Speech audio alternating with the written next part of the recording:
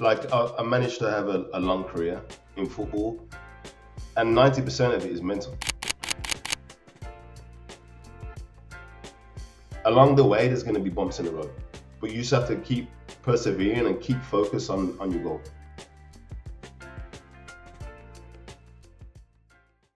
Hi everyone, and welcome to another episode of the Players Lounge on Football Business TV, where the game gets down to business.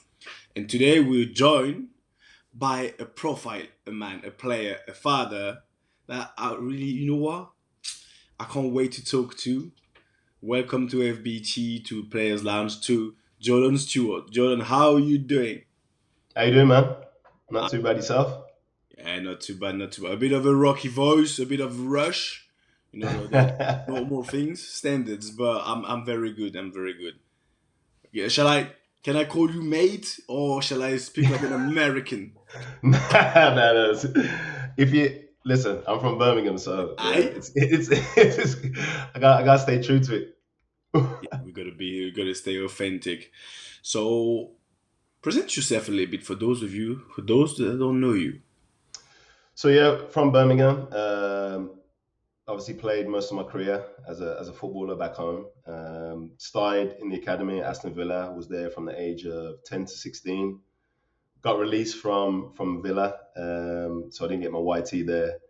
Then went on trial to Reading, Leicester. Leicester picked me up, signed like a 3-year deal.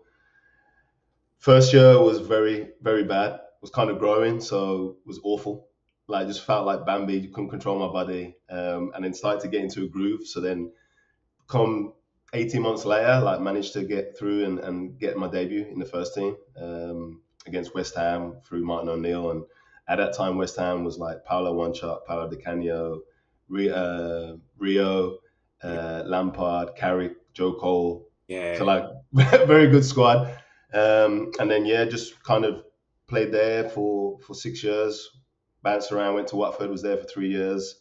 During those times, got relegated, got promoted again. So up and down, and then from there went to Derby, Sheffield United. Spent a bit of time in Greece. Didn't get paid, so came back. Was Mile, that Millwall? Miles Helenica? Milan Linica, see. Me? Oh, I see. I see.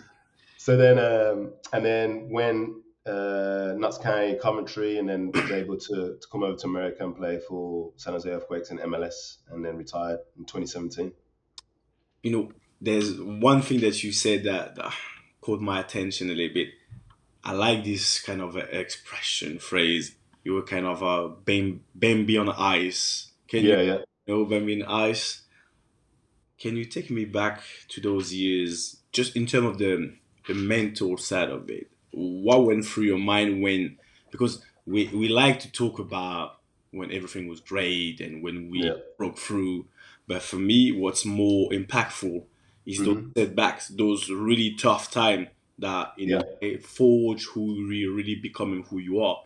So how was it back then for you? No, it was kind of like a pivotal part of my career because I had, like I said, when I got released from Aston Villa, they just sent me a letter, like sent a letter to my parents' house. Obviously, it had like the Villa sign on it, so my mum gave it to me. I remember being in my bedroom, opened it. It was like, Jordan, thanks for your time at Aston Villa. Unfortunately, we're not going to be keeping you and offering you a YTS. So I was always kind of like a confident person through my dad. Dad's from Jamaica, like came over to England, created his own business, like done well for himself. So always had that confidence and belief in myself that even though I got released from there, it's not the end of my journey. So when I was able to transition and went go to Leicester City, it was excitement. But then, like I said, I was always one of the probably the smallest in my team, and then turned 16 and just started shooting up, and I just couldn't control my body. And it's frustrating because I felt like I had the ability, but I just didn't. I couldn't control it. Like I was just everything just didn't feel right, and it's hard to explain unless you've kind of gone through it. So, and then the obviously the academy managers was like just calling me Bambi, just like having fun with me and that. But then I was just trying to just adjust my craft and kind of adjust to my body and try and be in a place where I know okay, it's not going to last forever. And luckily, I had like a 3 year contract, so I could. It gave me time to progress. And then once I started to then know how to own my own body and kind of know how to work with it and that. So that's when I kind of started making the jump, being in the reserve teams, uh, doing well, playing, doing training sessions with the first team. And you know what it's like back then. It's like train with the first team, but no one. You're a young kid, right? So you're getting smashed. You Like can you you still have to be good humble name. because you still have to be humble because you're cleaning boots, Mm. you're cleaning the locker room. Because even when I made my debut, like after the game, I'm in the locker room like sweeping up, helping with the kit. Like we'd go all that season. I'd be on the bus and we'd be traveling, and I'd have to go down at the start, like to Martin and all the staff, tea, coffee, and then come all the way back to the players. And by that's done, then you have to go all the way back to the front again to then do the whole thing again. Do you know what I mean? So Yeah, trust me, I part was do remember humbling. that. So that part was humbling, but yes, I think the evolution during that period was tough. Yes, but I think because I had the mental mindset already of what I wanted to do, like it helped transition me through that time. You see, those periods for me, they're amazing, especially when you look back. Yeah, But that's very frustrating for a young kid or a football player, but a yeah, young football player to know one thing, to want you want one you desire something so big. yeah, There's something that you don't have no control over that is yeah. taking the better over you, Of course, and I think that's where sometimes football players sometimes crumble, or player or people in general they for crumble because sure. they're not patient enough. They haven't been told that they've been told, oh, it's gonna be okay, but Yep. you don't see it coming, and you start sometimes doubting. And you said it right. Lucky for you that you had that mindset. You had that strong inner belief that Yeah. still, I'm tough. So Of and course. yeah, But I think you have to have that because I managed to have a long career in football, and 90% of it is mental because you're going to go through injuries. You're going to go somewhere like I did at Derby with a manager, then got sacked, and another manager comes in and he wants you out. Then he has you training with the reserves. He has you getting changed in a different locker room. All stuff like this is what is gonna you're gonna face adversity in life, in football, whatever it is. And like you said, those that crumble or make excuses and be like, oh, well, I'm not getting a chance. Because in life, you might not get those chances. And it's always the stuff that you do. When you see any movie or any great story, it always comes from struggling in some capacity, right? So whether it's life or whatever you put your mind to, you have to have the mindset of like, okay, well, if I need to do this, along the way, there's going to be bumps in the road, but you just have to keep persevering and keep focused on your goal. And then when you feel like you've reached that goal, then there's something else. Like, yes, I want to be a footballer. Okay, so what next? Yes, I want to be in. And I think I was never, I was never probably the top 5 best player in any team I was in, but I was just able to just find my way and just keep working hard and do the foundations that you need as a footballer, as in any profession. And once you do that, then you can progress.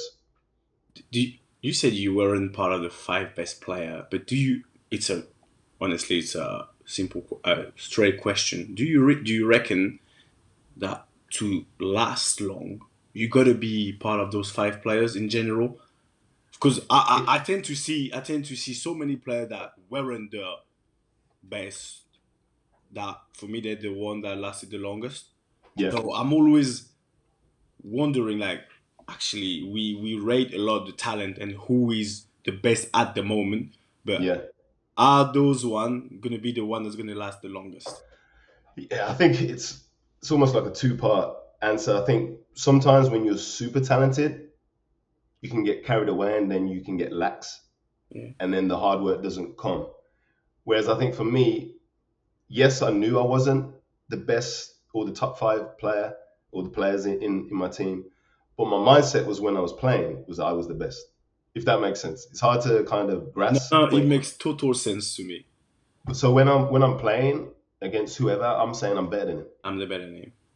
Like, and I always had that confidence, but like I think the difference with confidence and arrogance is arrogance. You have to tell people. that you're better than. I just believed it in myself. So that's where my confidence always had the ability to be like, I'm confident and I'm gonna not show you, but I'm just gonna do what I need to do because I know the mindset I need to give to get where I need to be. And I think those are the two aspects. Like you said, it's sometimes when you have too much talent, it can be beneficial, but then it can also hinder you as well. Yeah. You've been traveling, I mean, even within UK Yeah, and even Europe and then even further out. yeah, How did it come about for you to leave, to start because you leave your home, then you leave yeah, another city, then to another part of the country, you know what I'm saying? Then yep. what made you be willing to start to explore the unknown? Because at the time, I don't think there were so many players going that far and No, making that jump. for sure. And I think it started when I was 16 when I went to Leicester because it was over an hour. So when I moved to Leicester, I was living in digs.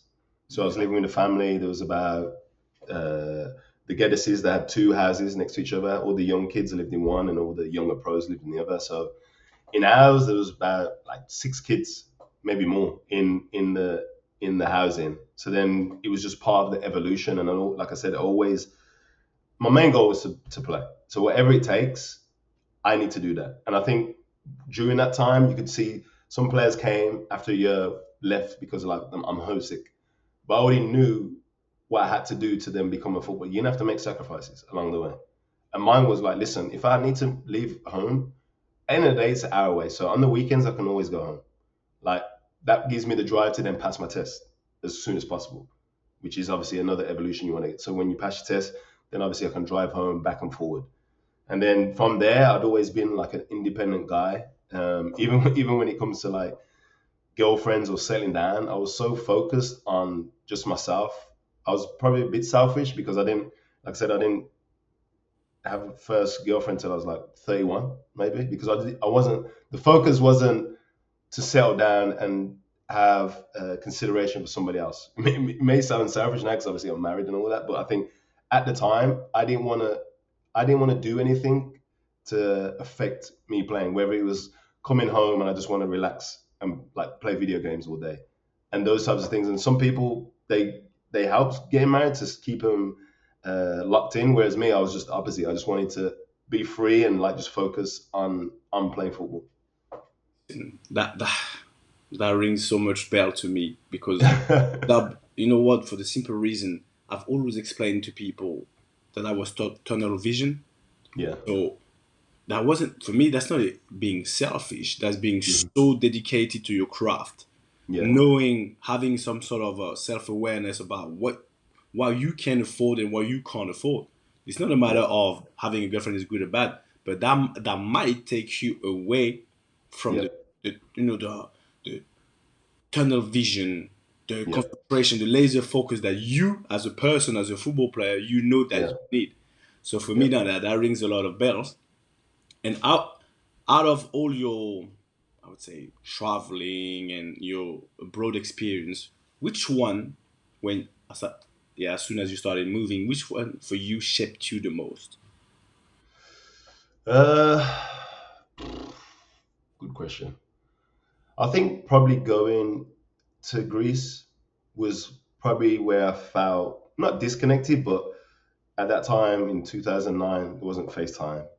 So it'd be like I'd be organizing Skype calls with my parents. Like I had a Greek phone, so the time difference and that kind of stuff. So I think that's probably where I felt the most disconnected from my family and my friends, but still I felt like I was, especially where I was in Xanthi, which was like North Greece, like small town, probably about 40,000 people. Yeah, no. All the restaurants, like all the menus was in Greek. Like nobody really spoke English. Obviously, I was there with Nathan Ellington, George Boateng, so we knew each other. But then you had to kind of be immersed in it. So we was having Greek lessons twice a week, and I just felt, listen, I'm coming to another country. There's an opportunity for me to learn or try and learn another language. see a different side of football. And obviously, you know, like the fans in Greece are a bit different to the fans in England. Bit more passion, and even like as an organization, like Monday to Thursday was curfew was at 11 o'clock. Then Friday, Saturday curfew was 10. Then obviously you play on the Sunday. But even if you was out and say my parents came over and it was like 10:30, I'd be getting calls from the sporting director saying, "I've heard that you're out," and I'm like, "I'm just having drinks and that with my parents." So it was just a different learning for me. And I think the more you can learn in life, the more the more things, and it opens up your focus, right? To be like, okay, well, maybe I can do it in England. Can I do it somewhere else with different obstacles in the way? And for me, it was always, okay, what can I learn? What can I evolve? How can I get better?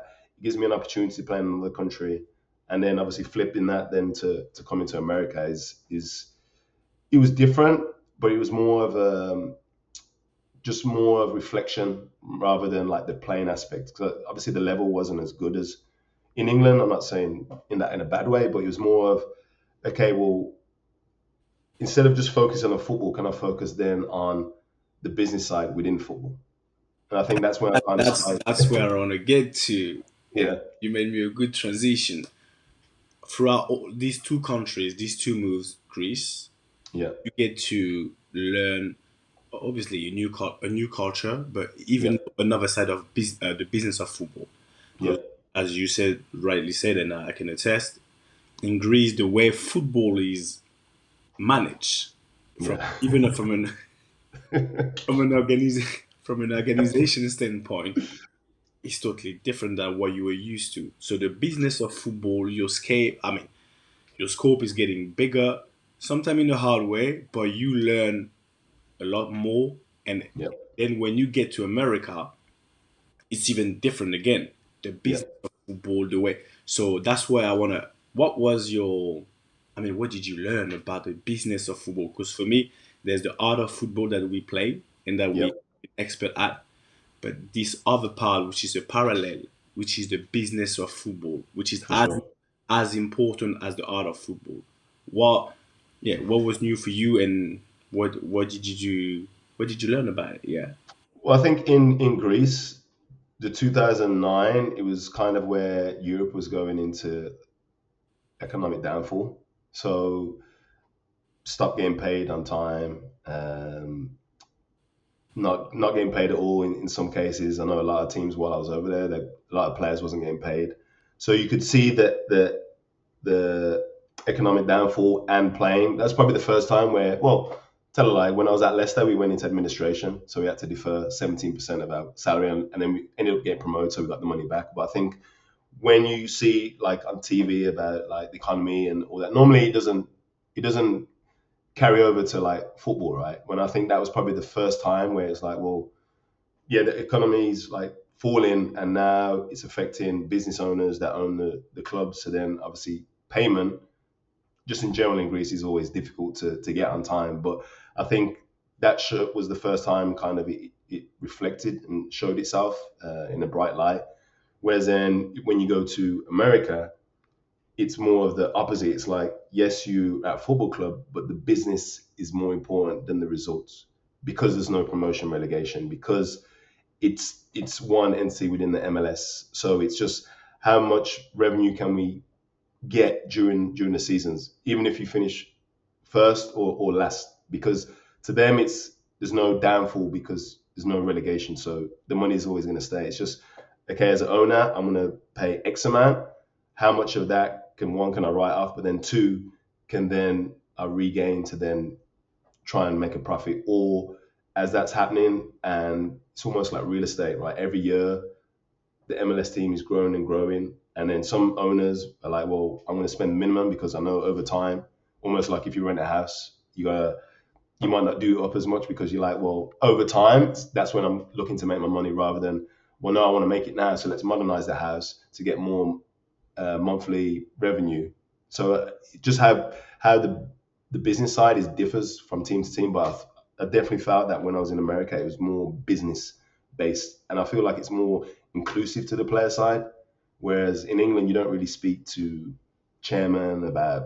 finances, all that kind of stuff. But I feel like in America, leadership or ownership were more open with players if you ask questions about that side. That's a very interesting angle to look at it from. And you gotta, for me, you gotta be there in order to, because I got loads of friends that plays in America, and Yeah, yeah, the capitalism, but the business side of it is just entertainment. Business yep, is just up there, for sure. and for me, it's neither better or worse. It's just different. It's a different angle. But from that angle, from you being in America, what got you to start coaching and teaching? Because what got you to, yeah, It's weird because if you ask any of my friends, like, would I ever coach? They would probably bet their mortgage that that I would never coach. uh, Because everyone was always, because when you're younger and the older guys yeah, do your badges, and you're like, I don't want to coach. oh I don't yeah, want to be on that side. And then and then literally I retired 2017. Then decided to take a long, earned break. Obviously, started to have kids and that, so was just at home, daddy daycare. Then went through the whole COVID thing, and then I'm just like, well, I'm just bored at home. I had done a couple business ventures with a few of my friends that I knew from over here, but then I was like, well, I want to get into football. Like, but I want to know more of the business side. But to get back in that ecosystem, what's the best way for me to evolve and do that? It's probably going to be through coaching, right? Obviously, I didn't have no degrees, left school at 16. I'm not going to get hired really as anyone of any substance when it comes to the business side. Even though I played the game, it doesn't really matter, right? So started to do my badges, went to Northern Ireland, started doing my UEFA B, UEFA A, and then spoke to a couple guys at Quakes to do just some sessions. After a bit of time, they was like, "Do you want to kind of come and help coach the academy?" And I was like, "Perfect. Gives me an opportunity to coach at younger age, make more mistakes as a coach, learn, and then hopefully evolve." And then started doing that, and then within probably about 3 months, went from under 13s to then the second team as assistant. 2 years fast forward, then managed to get the job here at Monterey Bay as the head coach. So evolution that probably fast tracked, maybe because of my playing career. I think that did help. So I think if I didn't, I wouldn't be able to get fast tracked this much. But still, I was willing to put in the hours and the work, because for me, it's like when you're YT, right? You're gonna have to grind and clean boots and do all the things that people don't see to then evolve, because you can't just come in and say, "Yeah, I'm Jordan Stewart, like played at a decent level. I need to be in the first team environment." Like for me, I felt I needed to work my way up, and I didn't have to put pressure on myself to be like, okay, well, yeah, I need to be in the first team now. It's like slowly, steady, and then if you're good enough, you're gonna rise. And fortunately, I was able to do that. But then now, like, I love coaching, so it's gone full circle where I went from telling everyone I was never gonna coach to like now where I just think about like tactics and just that aspect when I'm watching a game. I don't just watch the game. I'm watching like how the game's being played. So it's funny how over time things can change. yeah. Honestly, never say never, as we always say.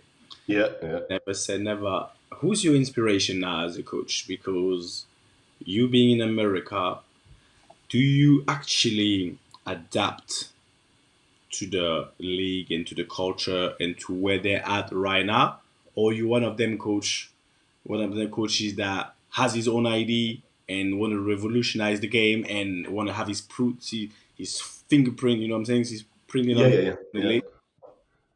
I think you can't.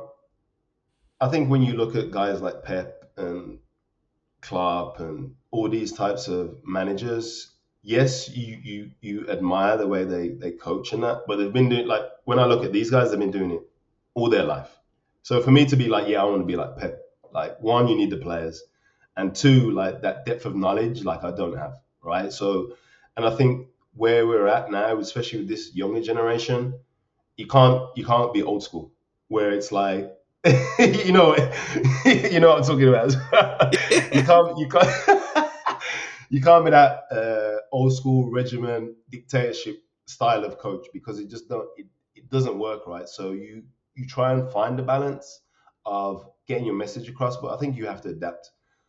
As an inspiration, I think it's just coaches that I've worked with along the way, and like yes, you can get inspiration from like the top of the top, but for me, where I'm at, yes, I can see that, but players or coaches that I come across, and I try and learn as much as possible from coaches that I'm around, ask questions, speak to people, listen to podcasts on my drive, listen to different people and different ideas everyone has, because ultimately football is always forever changing. It in a game, I could be like, yeah, I want to set up like this, but they might get a corner, bam, 1-0 down. So then you have to adapt again to be like, well, we need to get a goal. We need to try and win this game. How do I then do that? Or you might say, okay, well, the team's going to be playing in this kind of formation. And it comes to the game, then you're like, wait, they're playing the back three. So then how do you adapt from there? And I think for me, that's the most exciting part of coaching is the in-game stuff. Because we've seen a lot, we've seen hundreds and thousands of pictures in real life, right, in the game. So then it just becomes natural of like, okay, well, this is happening. Okay, I know how to change this. You know what I mean? If a striker that you thought he was playing against, that's going to come deep, but now all of a sudden he gets injured. Now this guy's going to start running behind.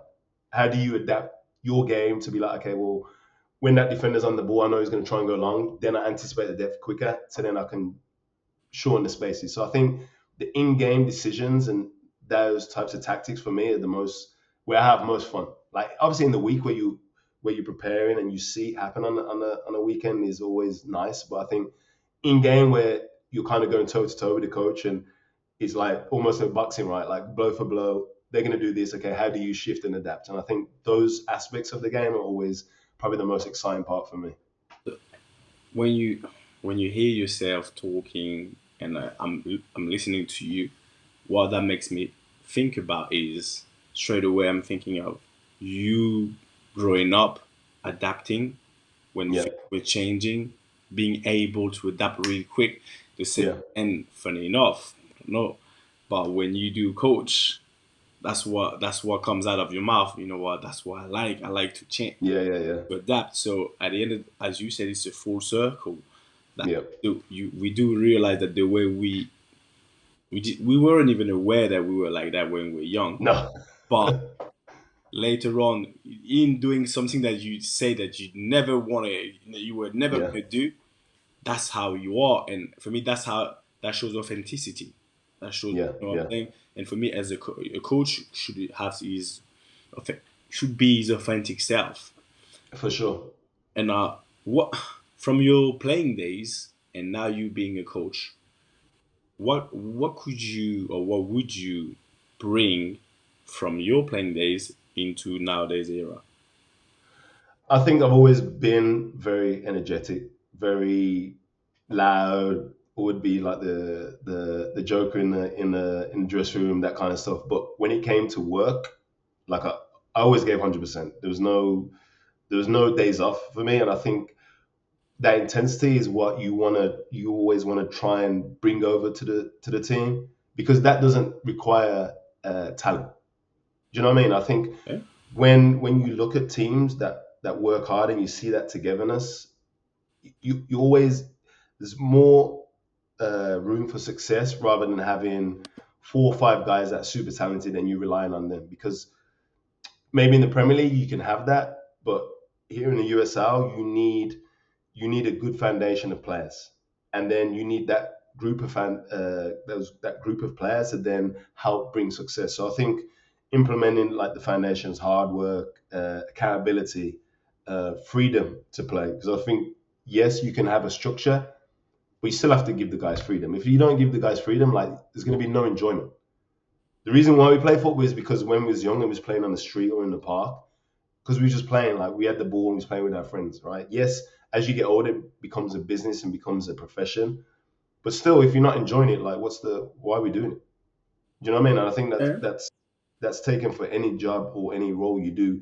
You have to enjoy it. Same with coaching. Like now, obviously, I love coaching. So how can I benefit the team by the stories I know?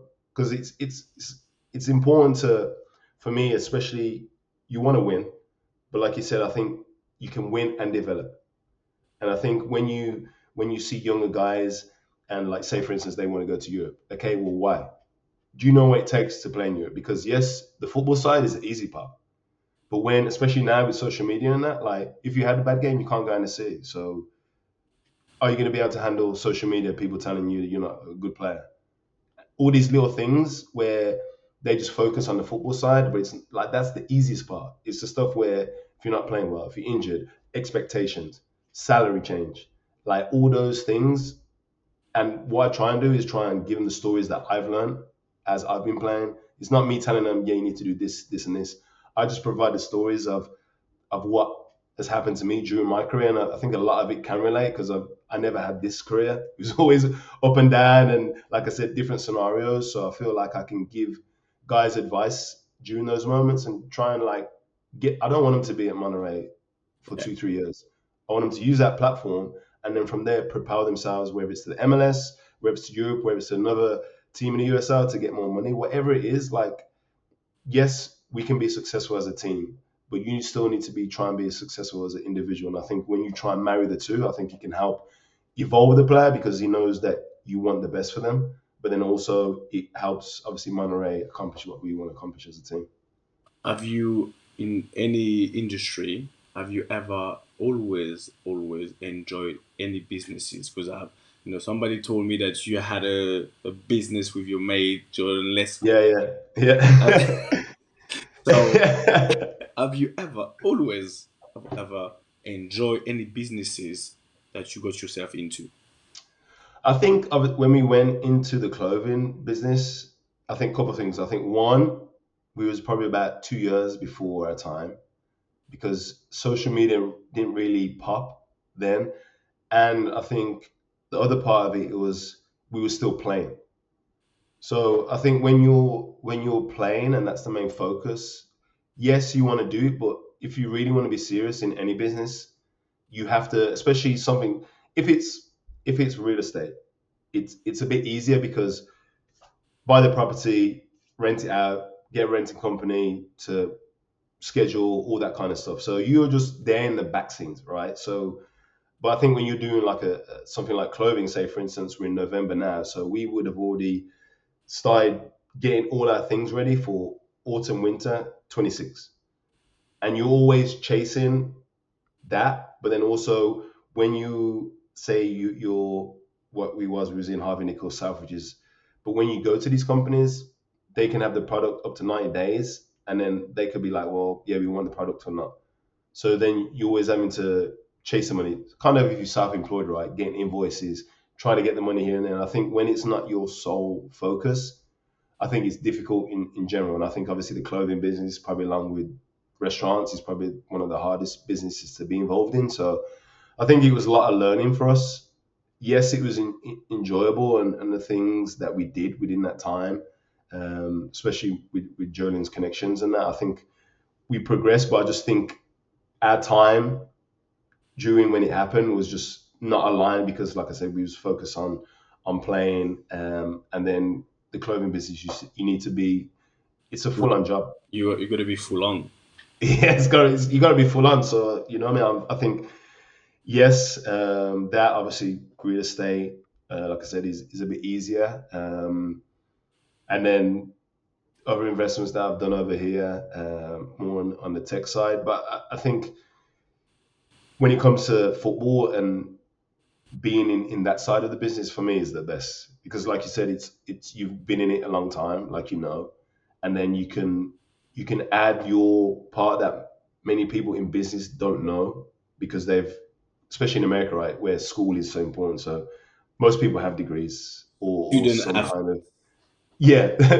I call them corporate athletes. corporate athlete. No, not bad. Not bad. So I think you can have you can bring something else to the table. But for me, I wanted to learn more or get more academic influence in my learning. So there's a program in England called VSI where I'm currently just finishing off my thesis now for my master's in sports development or sports directorship. So hopefully that can help me then transition when I want to into more of a leadership role, where it's technical director, sporting director, GM. So that's kind of where my next phase of my career is going. Is like, well, once I get this masters, then hopefully then when I decide not to coach anymore, then I can still say in it, but like at the start of the conversation, then flip over to the business side and kind of still evolve during that way. That's, oh, you know what? You're good though, because that's exactly what I was gonna ask you. What's coming for the next 5 to 10 years? Yeah. So you just answered. But final questions, Jordan, is now what do you want to be remembered for, and what's the legacy you want to leave behind? I think legacy is someone that was always willing to learn and give 100% to, someone that brought joy to a room. I think, and this is not me just blowing my own trumpet, I think I bring energy and aura that can help uplift people. Um, and I think for me, like when you have the mindset of helping people, it's you don't need to fulfill your own goal almost, right? Like for me, if someone's sad or if I can help uplift someone that's in a doesn't have to be in a bad place, but even by just saying hello or giving some kind of confidence or some kind of happiness to. That's why everyone like always says like, why are you always smiling? And when I'm just silent for like a minute, everyone's like, are you okay? Because I'm always the energetic guy, and I think if I can provide giving people energy, like that's always what I want to accomplish. And I think just having an understanding of wanting to do better and work hard, knowing that you don't need to be the most talented person. You can if you have the mindset and the mental uh, identity to want to improve all the time, because as you know, it's life is always evolving and you always getting better. And I think just that, and obviously being a trying to be a good dad and a good husband, and try and help my kids evolve and learn. And like I said, sometimes the way my dad raised me is a bit different to how I need to raise my kids. So I think just being a good guy. Basically, I'll be happy with just being content with just being known as a good guy that was that always tried to help. You know what? You know how I'm gonna call you? You're the life of the party. When when you're not there, the party is flat. When Yeah. you turn up, Yeah, I oh, try and bring the energy for sure. bring the energy up, and that's what. And honestly, I'm very appreciate it because you know you brought some energy even to this conversation. So I'm so yeah thankful for you to turn up for this players For lounge sure, man. conversation. And I wish you all the best. I wish you to fulfill all your dreams and keep being yourself, your authentic self, because you know, turn yeah, you're brush, you bright, you light, your sun. Keep shining. For I sure. think Yeah, people need that, and that's why we get in the players lounge, guys, on FBT. Thank you very much, Jordan. That was on Football Business Television Players Lounge with Jordan Stewart, where the game gets down to business. Until next time, take care of yourself, guys, and I'll see you soon. Thank you very much. Bye bye.